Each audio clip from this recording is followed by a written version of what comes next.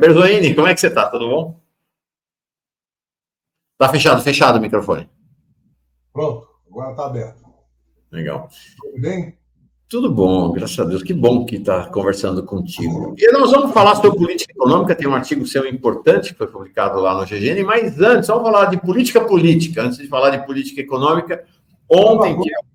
Hã? É tudo a mesma coisa. Pois é. Ontem tive no Congresso um cenário muito preocupante, né, da falta de base do governo no Congresso. Conversei com alguns parlamentares experientes, eles também muito preocupados. Esta reaproximação do Lira com o Bolsonaro, por sinal, reuniram-se semana passada, né, e o Lira enfiando a faca no pescoço do governo Lula, exigindo apoio já do presidente Lula para o candidato dele à sua sucessão, para ele continuar no poder. A burguesia financeira indo para cima do Bolsonaro e o agronegócio também rompendo. Tem o setor do agronegócio que sempre foi hostil ao Lula, mas teve um setor, né, que havia se aproximado. Rubens Ometo, um grande empresário, um dos maiores bilionários brasileiros, que tinha aderido a Lula em 2022, rompendo com o Lula também. Um cenário bastante preocupante do ponto de vista da sustentação política e do futuro do governo. Como é que você avalia esse momento, Ricardo? Então, Mauro, primeiro, obrigado pelo convite. Eu creio que nós estamos vivendo, na verdade, algo que já era previsível. Lula ganha a eleição em 2022 com apoio da esquerda, de uma parte do centro que já estava em oposição a Bolsonaro durante o mandato, e um setor, digamos, liberal, de centro-direita, que, na verdade, não gostaria de votar no Lula, mas entendeu que a continuidade do Bolsonaro seria ruim para os seus negócios, para ganhar dinheiro, para a imagem do país lá fora e para a imagem dos negócios. Então, quando nós pegamos o resultado da eleição, você vê o seguinte: a esquerda, chamada esquerda ampliada, fez 120 deputados. Isso. E ao contrário de 2003, que havia muito mais espaço para negociar acordos pontuais, agora há uma extrema-direita organizada, agressiva, e um centrão empoderado porque eles têm orçamento que não depende do governo. O orçamento secreto ou as próprias emendas impositivas criaram uma certa independência. Aquele deputado está preocupado com a sua reeleição, ele sabe que ele tem como fazer acordos com prefeitos, com vereadores de cidades grandes, com emendas, para assegurar, digamos, um prestígio regional para ter base eleitoral para se reeleger. Ou aqueles que querem ser prefeitos das suas cidades, ter base eleitoral para ser prefeitos. Então, esse quadro é muito preocupante. Eu acho que há um movimento da Faria Lima para desconstituir a autoridade do Lula. Acabou a lua de mel com Haddad. E há também uma pressão sobre o governo, para o governo abrir do seu programa para fazer apenas o ajuste fiscal. Por isso que eu falo que economia e política não dá nem para separar. Porque, no fundo, está tudo imbricado. A pressão desse setor da Faria Lima é para cumprir aquilo que o Haddad, na minha opinião, errou, que foi fazer um arcabouço fiscal excessivamente liberal. Eu critiquei a época moderadamente, porque eu não quero atrapalhar, não quero criar nenhum constrangimento dentro do partido, mas o fato é o seguinte: é um erro elementar de você sair de um déficit de 2,2% do PIB para déficit zero. Isso é impossível. Ele apostou em receitas que só seriam possíveis se houvesse maioria no Congresso Nacional para aprovar. E o outro erro cometido foi não mandar, desde o primeiro dia de governo, a reforma tributária da renda e da propriedade, que de fato muda a estrutura tributária do país. E agora, na minha opinião, com esse ambiente político, é muito difícil aprovar. Algo que eu luto há 30 anos, e que nós precisamos desesperadamente, enquanto país. Não é o PT que precisa. O país precisa ter uma estrutura tributária parecida nos grandes países capitalistas do mundo. Não estou falando de socialismo, estou falando dos Estados Unidos, da Alemanha, da França, que tributam renda e riqueza muito mais do que o consumo. A reforma que foi aprovada no ano passado, a reforma tributária do consumo, ela é importante. Ela não atinge a questão da desigualdade de renda e riqueza do país. A gente tem uma tese, eu digo tese porque é tese que dificilmente é levada. Todo mundo na política diz assim: as coisas mais importantes faça no início do mandato, porque é o auge do poder para quem acabou de ser eleito. E a gente nunca faz, né? A gente olha os governos progressistas, eles nunca obedecem essa regra, né? Aí o poder vai caindo, porque a tendência é do poder ser cadente. É raro o que aconteceu com o Lula no segundo mandato, né? Do poder ser crescente. E aí é isso, né? Não fez a reforma tributária no primeiro ano, não vai fazer no segundo, no terceiro, no quarto. Né? Mas, Mauro, vamos lembrar que mesmo o Lula, do segundo mandato, com 80% de popularidade, perdeu a CPMF no Senado. Na Câmara, as duas, eu era deputado, nós lutamos muito na Câmara e conseguimos aprovar com 20 votos de vantagem. A emenda constitucional teria que ter 308 votos, salvo engano, teve 328 votos na Câmara. Mas quando chegou ao Senado, se formou um bloco para derrotar o governo. O governo perdeu, da noite para o dia, perdeu 45 bilhões de reais de orçamento, sendo que o Lula estava no auge da popularidade. A questão tributária é sempre delicada. E a minha opinião, outra coisa que o governo está errando, e eu falo para ajudar e não para atrapalhar, o governo precisa fazer política, o Lula precisa explicitar para a nação que essa questão do déficit zero, ou do déficit pequeno, que o zero não vai ser em hipótese alguma, é uma demanda do setor financeiro, não é uma demanda do povo. Isso é uma demanda da Faria Lima. A Faria Lima não representa nem 0,3% da população brasileira. Eles já conquistaram uma coisa absurda, que é a autonomia do Banco Central. Só falta agora, mudar a sede do Banco Central para Faria Lima.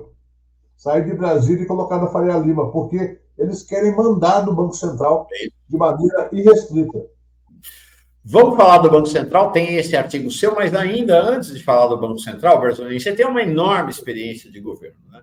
E você tem experiência, foi ministro da Previdência Social, ministro do Trabalho, a posição que hoje é ocupada pelo Padilha, né? SRI, Secretaria de Relações Institucionais do Governo, foi ministro das Comunicações, foi ministro da Secretaria de Governo.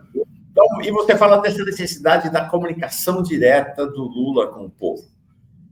Para mim é meio inexplicável, ou talvez explicável por essa moderação, essa cautela, esse medo de pisar nos calos de alguém, no caso da Globo, mas inexplicável por que é que não tem cadeia de rádio e TV para o Lula falar com o povo. Achar que aquele programa matinal do Lula vai dialogar com o povo pela rede social é uma ilusão, né? Foi uma ilusão. Então, tem que fazer pronunciamento, não apenas em cadeia de rede de televisão, mas também em alguns momentos em que está lançando programas dentro do Palácio, e a grande mídia é obrigada a cobrir, porque é um evento presidencial, dizer claramente, para fazer aquilo que o povo precisa, não dá para fazer déficit zero. O Justin Trudeau, primeiro-ministro do Canadá, ele venceu uma eleição há 5 anos atrás, e sabe qual era o programa dele, Mauro? 6 anos de déficit. É isso aí. O programa dele dizia claramente: eu vou fazer 6 anos de déficit para poder investir no que o país precisa. A China, este ano, está fazendo 3,5% de déficit público. Mas, em compensação, está com a tecnologia avançada, ocupando os espaços do mercado mundial de tecnologia de mobilidade elétrica, na parte de comunicações também. Então, se o Brasil quiser ser apenas um fazendão com uma grande mina de minério de ferro e muitos poços de petróleo, déficit zero é ok, porque o fazendão não precisa disso, embora o plano safra impacta também o orçamento. Sim. A Vale do Rio Doce vai continuar funcionando, mandando navios de minério de ferro para o mundo. A Petrobras vai continuar exportando petróleo, porque hoje é uma grande exportadora de petróleo.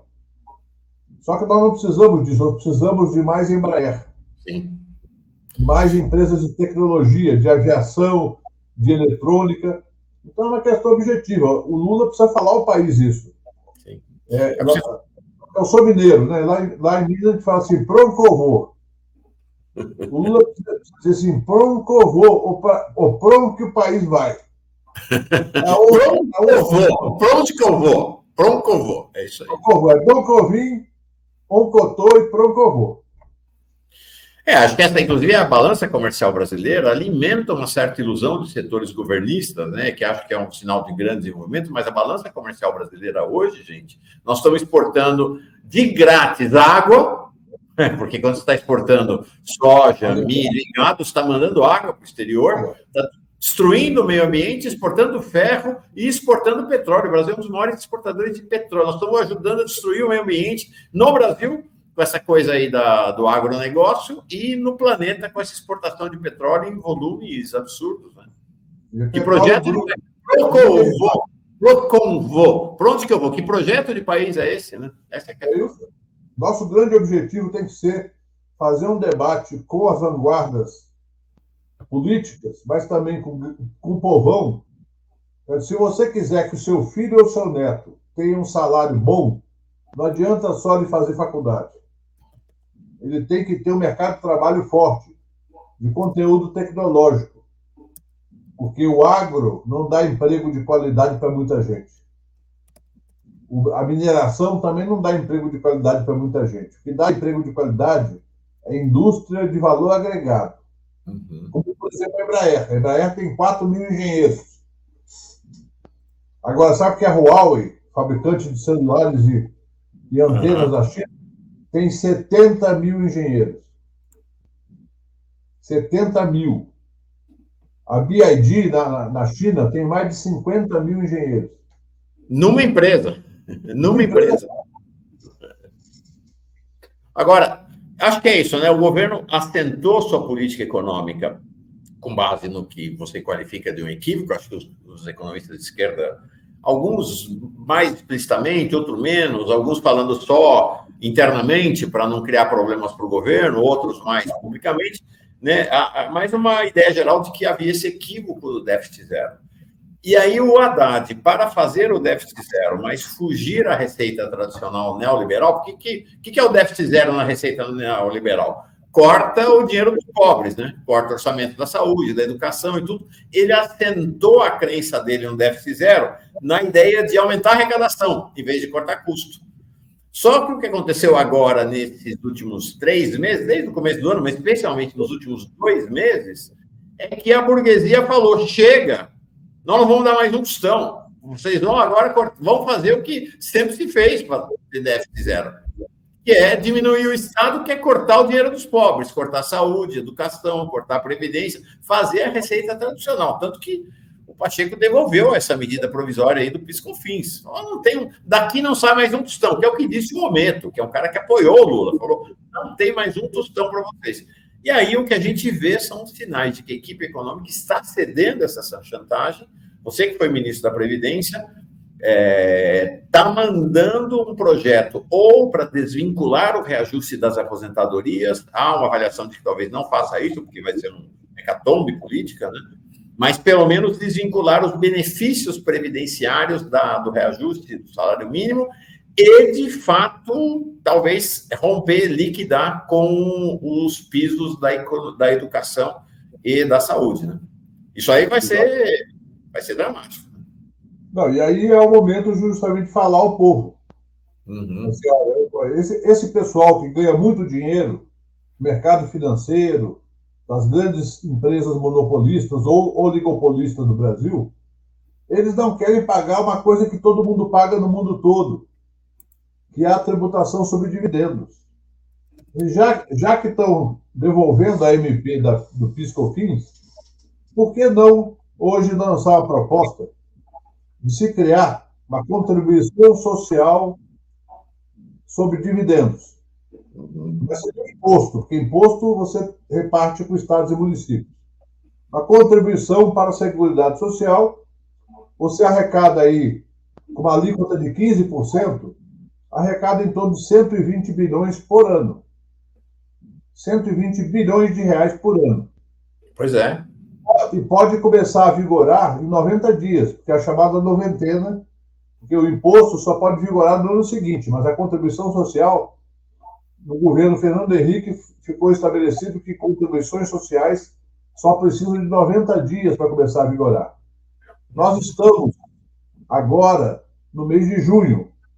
Se no começo de julho você baixa uma medida provisória estabelecendo que haverá a contribuição social sobre o lucro líquido, incidirá também sobre os dividendos distribuídos. E veja bem, a contribuição social sobre o lucro líquido está prevista na Constituição. Uhum. O dividendo nada mais é do que o lucro líquido distribuído. Então, você, com uma alíquota de 15%, você arrecada 120 bilhões de reais por ano, resolve o problema orçamentário do país, não precisa mexer nos mínimos da educação e da saúde, nem na vinculação do piso previdenciário com o reajuste do salário mínimo. Ou seja, precisa coragem e capacidade de comunicação para fazer isso. Sim, sim. Ainda na esfera da política, e aí na sequência nós vamos pular para o Banco Central, quero falar bastante, quero te ouvir bastante sobre o Banco Central. Ontem, tem algumas coisas que estão acontecendo no Congresso muito esquisitas, de fato, muito estranhas. Ontem, bom, o Lira que está dizendo que hoje vai botar esse projeto, que é a criminalização das mulheres, botar a mulher na cadeia em caso de aborto, que é botar o projeto do fim das delações para, ao fim e ao cabo, criar uma condição política de benefício ao Bolsonaro. Ele que está novamente aos abraços e beijos com o Bolsonaro, fez com que, com base nessa situação, né, da Erundina, dos confrontos do Congresso, ele enfiou goela abaixo, com apoio inexplicável do PT, um AI-5, né?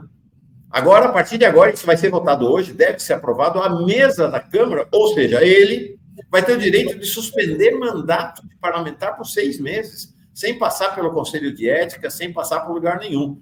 Então, assim, eu que errei, né, eu achava, não, o Lira, esse ano é pato manco, menos poder, ao contrário, né, ele está com uma concentração de poder inédita, né, nesse momento, Berzoini.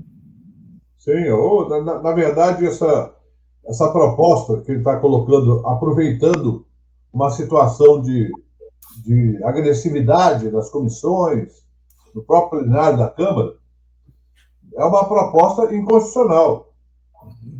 A mesa da Câmara não pode suspender mandato de ninguém. Ela pode até encaminhar para cassação, no plenário. Mas não pode suspender mandato. Ele está jogando com isso, e esse apoio do PT, eu creio que se baseia numa coisa importante, que o objetivo dessa medida, em tese, seria você impedir aquelas aberrações que tem ocorrido em várias comissões, que transformam a comissão num espaço de praticamente luta, né? Luta não política, a luta física. Agora, suspender mandato, ele poderia até, eventualmente, advertir, até mesmo seria possível, eventualmente, uma penalidade para suspender para funções de quem é líder, de quem é presidente da comissão. Isso seria possível, mas suspender mandato, eu não defendo nem para os meus inimigos. Pois é. Não, porque ainda mais é o seguinte, está óbvio, né? A aliança dele com o Bolsonaro, a tese vai pegar os brucutus, os truculentos, mas na aliança dele, o restabelecimento da aliança dele com o Bolsonaro está na cara, né? O primeiro vai ser o Glauber, e vai ser a esquerda, né? Não tem a dúvida. O importante é o seguinte, se isso ocorrer, é preciso ir ao Supremo rapidamente para demonstrar a inconstitucionalidade dessa medida. Você escreveu um artigo, achei bem interessante, tem sido um tema seu, a questão do Banco Central. Né? Você é ao lado do economista o Guilherme Lacerda. Oi, Lula, não deixe o seu indicado se meter a besta.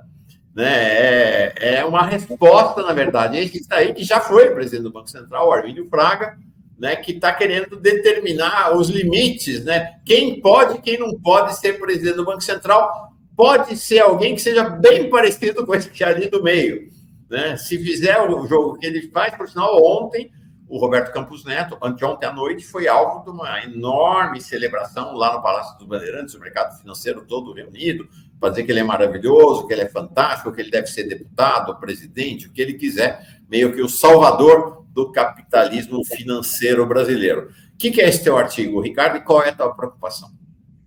Não, porque, na verdade, começaram a surgir da mídia artigos e entrevistas mandando um recado para o Lula em relação ao Banco Central. O Roberto Campos Neto tem mandato até o final deste ano. Então, a partir do ano que vem, haverá mais 2 novos indicados pelo governo Lula para o Banco Central, ou seja, haverá uma maioria de membros do Copom, Comitê de Política Monetária, que define a taxa Selic, indicados por Lula, e haverá um presidente também que virá desses indicados.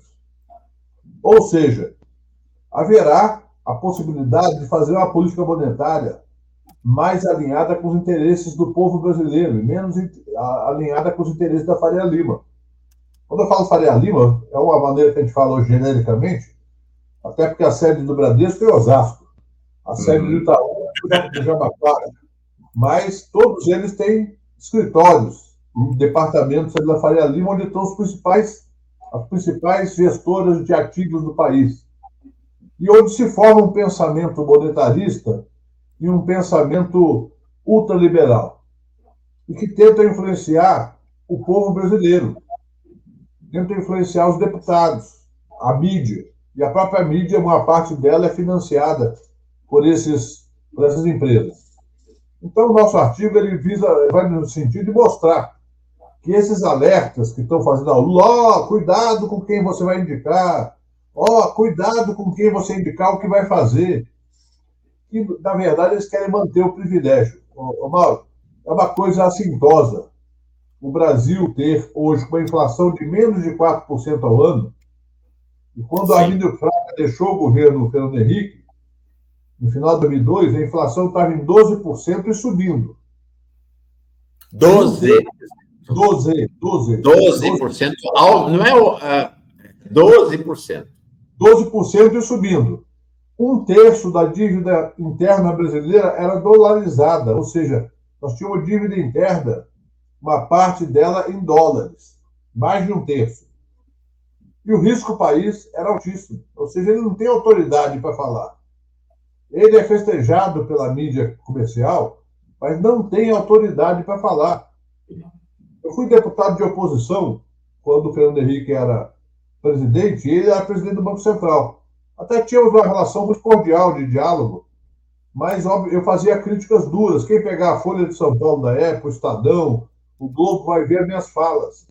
Eu batia duro porque o Brasil estava transferindo dinheiro da economia popular, da economia produtiva, para os investidores e para os bancos.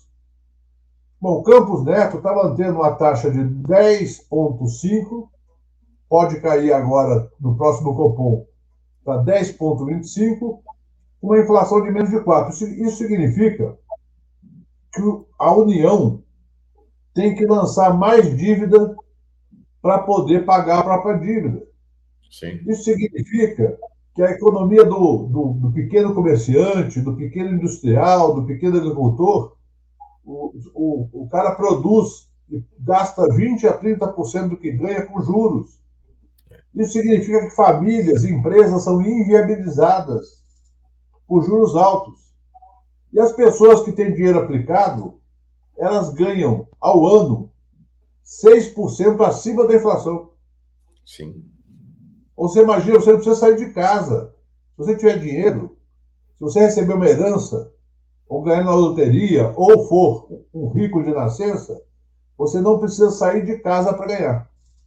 Não precisa acordar às 8 da manhã, não. Às 7, às 6, às 5, às 4. Pode acordar às 10 da manhã. Todo dia é domingo para eles, né? Todo dia é domingo. Pode sair até para ganhar mais dinheiro, mas não precisa nem sair de casa.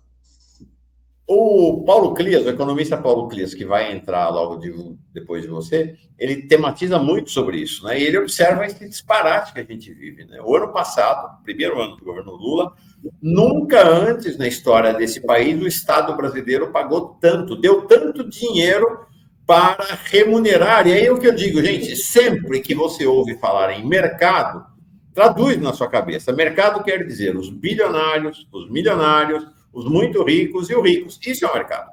Isso é o chamado mercado. Isto é a Faria Lima. Então, por que essa questão? Tem uma discussão que o Campos Neto, o Banco Central, disfarça como uma discussão macroeconômica, mas que é uma discussão do interesse de cada um deles. Eles não querem que baixe a taxa de juros, porque se baixar a taxa de juros, eles vão ganhar menos dinheiro. Essa é a questão. Ao fim e ao cabo, é disso que se trata. Ao fim e ao cabo, é a luta de classes. E aí, uma questão para você, para encerrar, tem um ditado francês: não se faz omelete sem quebrar ovos. Se vier um presidente do Banco Central que seja uma continuidade do Roberto Campos Neto, né, a festa segue lá na Avevá. Se vier um presidente do Banco Central para fazer política monetária a favor do Brasil, isso vai ser, eles vão ameaçar derrubar o governo Lula. Eles vão ameaçar, eles já estão ensaiando uma ofensiva brutal. Agora, o governo Lula vai querer continuar desse jeito ou vai fazer o enfrentamento? Acho que tem um nível de enfrentamento que me parece, posso estar enganado, Bertoni, mas acho que é inescapável se quiser ter um governo vitorioso para o povo, né? E esse enfrentamento só se faz, Mauro, se houver uma estratégia política. Uhum. Por exemplo, o empresariado industrial reclama da taxa de juros. Uhum. Mas como eles têm interesses, às vezes, imbricados com o pessoal da Faria Lima, eles acabam moderando as críticas. O Lula podia chamar o Conselhão hoje. O Conselhão tem empresário, tem sindicalista, tem acadêmicos. Chamar o Conselhão para mostrar esse impasse. De um lado, eles querem déficit zero. Uhum. Do outro lado, eles querem taxa de juro alta. E ainda, por outro lado, eles reclamam da carga tributária. Ora, como é que você pode não ter uma carga tributária pesada e ter déficit baixo? Zero eu não acredito, mas déficit baixo. Se você tem uma estrutura no país que não tributa dividendos, que não tributa adequadamente heranças, que não tributa a grande riqueza, porque a classe média fica assustada quando fala de tributo. Ninguém quer mexer com a classe média.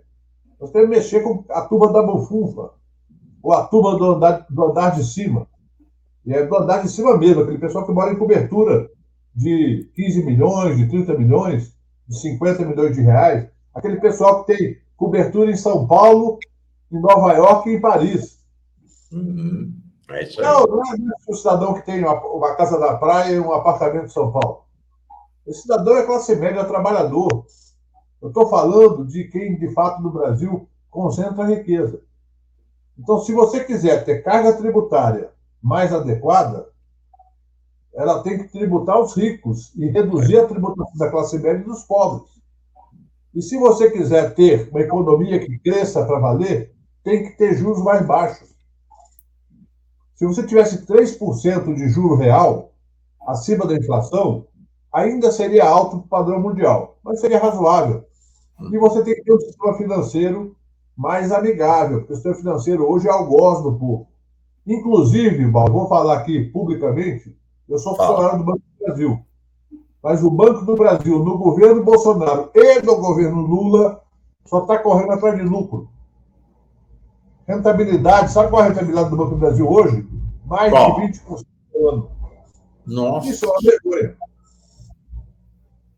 Porque é o seguinte, rentabilidade de banco, ela só sai de um lugar, né?